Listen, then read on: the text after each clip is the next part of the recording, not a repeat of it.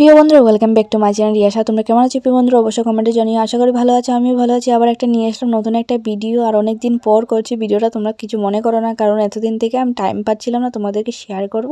তো তার জন্য আজকে ঘুম থেকে উঠেই ব্লগটা শুরু করে দিলাম।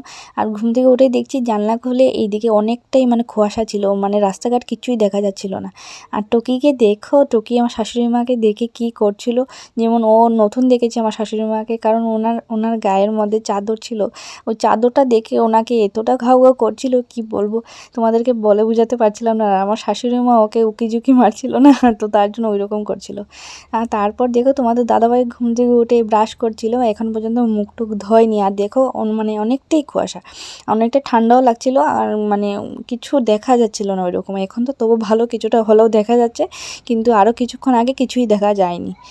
তো তারপর আর কিছুক্ষণ পর রোদ্দু উঠে গেছে, আর টকিকে এখানে দিলাম। এই যে জায়গাটা রোদ্দু ছিল, তো অনেকটাই আরাম পাচ্ছিল। আর দেখো ও আমাকে দেখে লেজ নড়াচ্ছিল কারণ কি, ও জানে ওখানে ওর খাওয়ানোর সময় হয়ে গেছে, ওকে এখন পর্যন্ত খাওয়ানো হয়নি। তার জন্য লেজটা নাড়াচ্ছিল যাতে ওকে খাওয়া দাওয়া হয়। তো চলো, ওকে খাওয়াতে হবে। আর এদিকে একটু আমি রোদে দাঁড়িয়েছিলাম। হ্যাঁ, তোমাদের দাদাভাই এখন দোকানে যাবে, তো তার জন্য তোমাদের দাদাভাই এই যে বেরিয়ে পড়লো। হ্যাঁ, তোমাদের দাদাভাই যাওয়ার সময় আমি একটু দাঁড়াই, যতক্ষণ না যায় তো ততক্ষণ দাঁড়িয়ে দাঁড়িয়ে দেখি। তারপর আমি আমার কাজে চলে যাই, কাজ যেগুলো আছে ওগুলো করে নিই। তো এখন তোমাদের দাদাভাই চলে গেল, তো এখন টকির জন্য কিছুটা খাবার বানাবো, দুধ বিস্কুট দিয়ে গুলে তারপর ওকে খাওয়াতে হবে। আর কিভাবে খাওয়ানো হয় ওকে, এই যে দেখো। তো প্রায় তোমাদের সেদিনও দেখিয়েছিলাম, আর শ্বশুরমশাই খাইয়েছিল, আজকে আমি খাওয়াচ্ছি। কিন্তু আমি না ওই রকম খাওয়াতে পারি না, খাওয়ানোর সময় একটু একটু হয়ে পড়ে যায়, কারণ ও ঠিকভাবে মুখটা করে না, আর জিহ্বা দিয়ে ঠেলে ঠেলে বের করে ফেলে দেয় একদম। আর খেতে চায় না, এই যে নাচবে, অনেকটাই নাচ করতে থাকে, তো তার জন্য অনেকটাই খাওয়াতে অসুবিধা হয়। আর আমার শ্বশুরমশাই প্রায়ই খাওয়ান উনি, তো তার জন্য ওনার না অনেকটাই সুবিধা হয়ে যায়, খাওয়াতে খাওয়াতে ওনার অভ্যাসটা হয়ে যায়। কিন্তু আমি তো হঠাৎ হঠাৎ খাওয়াই, তার জন্য আমার অভ্যাসটা নেই। আর ওই যে খাওয়াতে গেলে অনেকটা পড়ে যায়, নিচ থেকে চেটেপুটে খাচ্ছিল, আর অনেকটাই খিদে লেগেছিলো ওকে ওর। তো ওর খাওয়ানো শেষ হয়ে গেলে তারপর আমাদের চাটা খেয়ে তারপর আর কি করবো অবশ্যই তোমাদেরকে শেয়ার করবো। তোমরা কন্টিনিউ ভিডিওটা দেখতে থাকো, সঙ্গে থাকো, পাশে দেখো। টকিকে স্নান করিয়েছিলাম কালকে, কিন্তু তখন তোমাদেরকে শেয়ার করিনি। আর স্নান করলেও ওকে বোঝা যায় না, কারণ ওর দেখতে একটু কালো, ওর রঙটা কালো, তার জন্য। আর যে আমাদের না উঠোন টুঠোন পুরো মাটি, তার জন্য বসে টসে তো শরীরটা একদম ভরে যায় আর কি। স্নান করলেও বোঝা যায় না স্নান করেছে। আর বেশি ঘন ঘন স্নান দিচ্ছি না, কারণ ঠান্ডা অনেকটাই পড়েছে, অনেকটা ঠান্ডাতে খারাপ করবে, তার জন্য ঘন ঘন স্নান দিচ্ছি না। অনেকটাই তো ছোটো, গরম সিজনে তখন ঢিলি দেবো।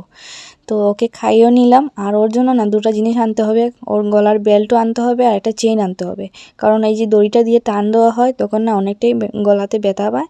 তো তার জন্য একটা বেল্ট আর একটা চেইন আনতে হবে। তো আর তারপর ওকে খাইয়েই এই যে রাস্তাতে নিয়ে যাচ্ছি। আর ঘুরতে না অনেকটাই ভালোবাসে, কারণ কি ও না বাইরে খোলামেলা অনেকটাই আনন্দ পায়। যখনই ওকে ছাড়া হয় তখনই ও অনেকটাই আনন্দে নাচতে নাচতে লাফাতে লাফাতে ছুটে যায়। এই যে এখানে বের করে আনলাম আমাদের গেটের পাশে, এখানে দাঁড়িয়ে দাঁড়িয়ে ও একটু রোদ ছিল, তো তার জন্য এখানে দাঁড়িয়ে আছি। গায়ের রোদও লাগবে আর আরামও পাবে। তো আমি এদিকে আসতে না আসতে দেখো পুজোসোনা ঘুম থেকে উঠে পড়লো, আর নিজে নিজে আসতে পারছিল না, তার জন্য ওর দাদার সাহায্যে আমার কাছে আসলো। এসেই আমার কোলে উঠে পড়েছে, এই যে দেখো ও এসেই আমার কোলে উঠে পড়েছে। তো এসেছে যখন নিচে থাক, টকির সাথে খেল না। তো অনেকক্ষণ বোঝানোর পর তারপর যাই হোক টকির সাথে বসে বসে খেলছিল। তো কুল থেকে নেমে যাই হোক পুচুসোনা টকির সাথে খেলতেছিল। আর খেলতে খেলতে দেখো টকি কী করছিল, ও কামড়াকামড়ি করতেছিল।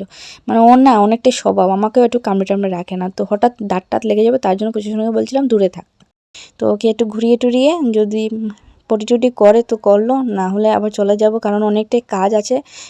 সকাল থেকে কিছুই কাজ করিনি, ঘুম থেকে উঠেই তোমাদেরকে শেয়ার করেছি শুধু টকিকেই, কারণ আজকে সকালটা এত ঠান্ডা ছিল, এত কুয়াশা ছিল, তার জন্য কোনো কাজে মন যায়নি।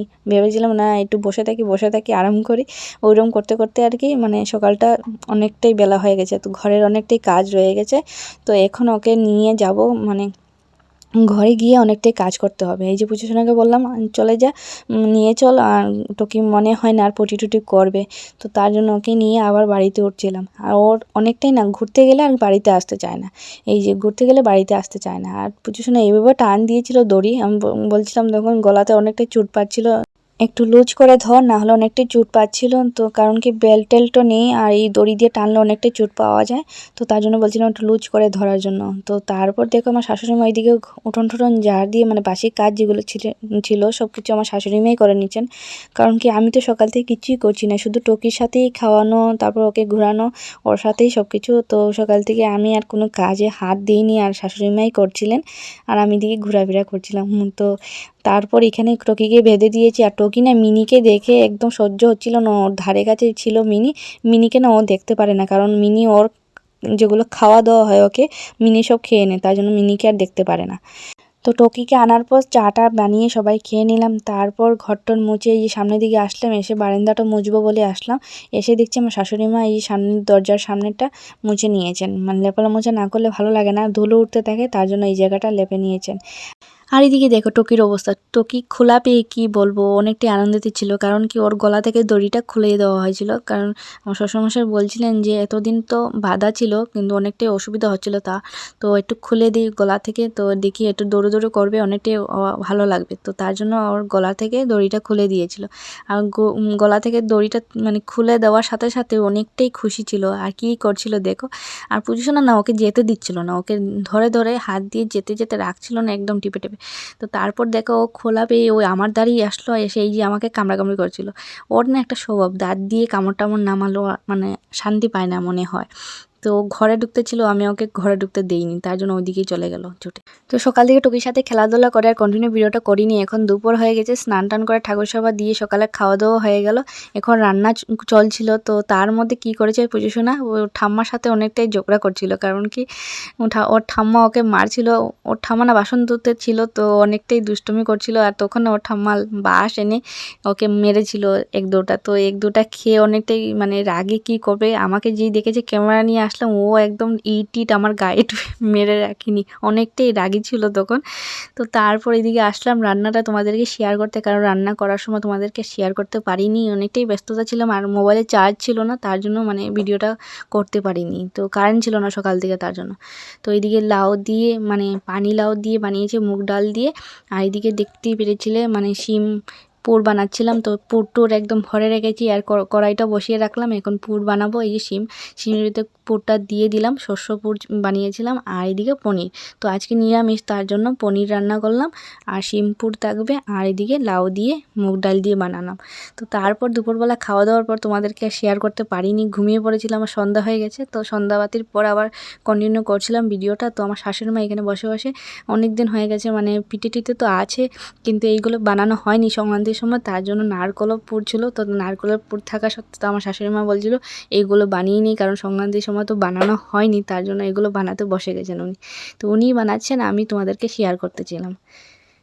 তারপর ওইদিকে দেখো তোমাদের দাদাভাই কি করছে। তোমাদের দাদাভাই দোকান থেকে আসলো রাত্রি 8টার সময়, আসার পর স্নান টান করে এইদিকে বসে গেছে রং লাগাতে, কারণ আমাদের ঘরের রংটা অনেক পুরনো হয়ে গেছে, অনেক বছর আগে লাগানো, এর মধ্যে আর লাগানো হয়নি, তার জন্য কালারটাও কীরকম হয়ে গেছে। তো তোমাদের দাদাভাই বলছিল না ঘরটা দেখতে কীরকম লাগছিল, তো তার জন্য মানে একটু একটু করে রং এনে এই যে রঙগুলো লাগাচ্ছিল। তো ঘরের ভিতরে রং লাগাতে গিয়ে তোমাদের দাদাভাই বলছিলাম যে কতক্ষণ লাগাবে, তো বলছিল না সারা রাত ধরে লাগাবো। ঠিকই সারা রাত ধরে তোমাদের দাদাভাই রং লাগিয়েছিল। তো যাই হোক, আজকের ভিডিও তোমাদের কেমন লাগলো অবশ্যই কমেন্টে জানিয়ে, আশা করি ভালো লাগবে। একটা লাইক করো, অনেকদিন শেয়ার করো। তো আজকের ভিডিও শেষ করছি, টাটা।